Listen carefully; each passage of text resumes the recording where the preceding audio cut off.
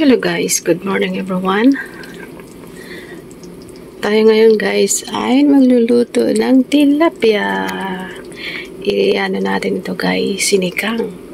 So mayroon tayong mga gulay na ihahalo natin.